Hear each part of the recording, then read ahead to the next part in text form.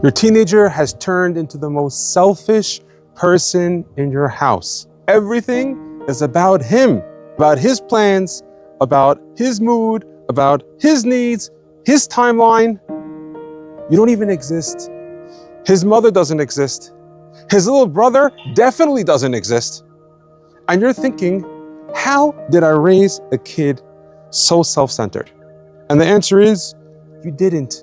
Give me 4 minutes and I'll show you exactly what's really happening. Picture this. You're driving on a beautiful road. There's trees on both sides, mountains, sunshine, and you're enjoying every second of this drive. And then as you're driving, there's a car that pulls up right next to you. And in that car that's next to you, you see either your wife, your daughter, your mother, your sister, sitting next to a man that you don't know, holding hands. And they pass you and they're gone, and you start to say to yourself, what? What did I just see? And all of a sudden the trees that are still there, you don't notice them. The mountains that are still there, you don't notice them. The sun that's still shining, you don't notice it. Instead of seeing any of that, for the rest of that ride, you don't see anything. You don't hear the music. You don't notice the view. You don't remember how you got home. Your whole mind is on one thing. What did I just see? That's your teenager. Your teenager is driving with something in his mirror. Something happened to this child throughout the year. And ever since that thing happened, he can't see anything else. He can't see anybody else. He can't notice you. He can't notice his mother. He can't notice his brother. Not because he stopped caring, because he's holding something in his mind. He's not selfish. He's stuck. And you may never know what it was that he's stuck on, because most kids will never tell you. Maybe there was a Rebbe or a teacher that humiliated him in front of the class. Maybe his friends, they dropped him, or he became excommunicated from his friends, and he never said a word about it. Maybe there was bad rumors going against him and he couldn't defend himself. Maybe he's been failing every single day for 2 years, and he's the last one to be picked on for anything. Nobody wants to pick him on a team. Nobody wants to call him up for when they're going out. Maybe something happened to your child that he's too ashamed to ever repeat to you. So you're looking at the mountains and the view and the trees, and you're asking, why can't my child enjoy this? And the answer is because he's still looking at that car in the mirror. And there's a famous study that shows this exactly. Researchers took a group of religious students. They told each of the religious students, go to the next building over. You're going to have a classroom full of people. You're going to give a class to talk about how important it is to help people. On the way, the research set it up. They placed the man on the ground over there, coughing, a person who clearly needed help. Now, the students who had time, most of them stopped and helped this person. The students who they were told before they went out to this class, they told them, you're running late. Only about 1 in 10 stopped to tend to this person.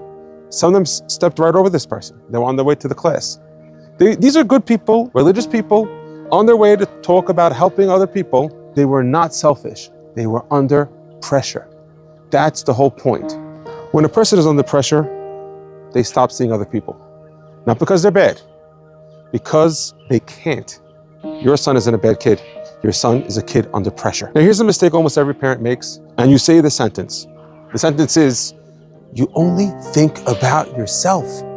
Now I understand why that's how it looks to you as a parent, but listen to what the child hears when you tell that child such a statement.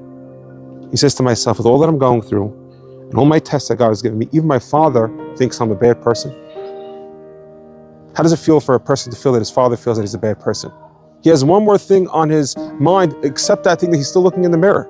You just added to the pile of pain that this child has. So here's what you could do instead. There's 3 things. Number 1, stop asking what's wrong with this child. Instead, ask, what happened to this child? Same kid, completely different questions, and it's going to change entirely how you're going to treat that child. And number 2, just say this. Something's been heavy on your heart this year. You don't have to tell me what it was. I just want you to know that I noticed it. That's it. Don't push. Let him know that you feel that he's going through something. And if he's ready to talk about it, he can. You're not trying to open him up with that. What you're trying to do is tell him that it's safe for him to open up later when he wants to. And number 3, stop asking the child to care about the family right now. This child does not have room. This child is full. Take something off his plate before you put something on his plate. Now look, this is one piece of a much bigger picture, because if your teenager is struggling, everything in your house is harder right now. What are you supposed to fight about? What are you supposed to let go of? What are you supposed to say at your Shabbat table? What are you supposed to say to the other kids? So I put it all in one place. It's called Summer First Aid for Parents of Struggling Teens. 12 things to do and 12 things to stop doing. And it's written for a parent exactly in your situation. It's free, it's short, 5 minutes to read the whole thing. Put your email into the link and right away it comes sent to you.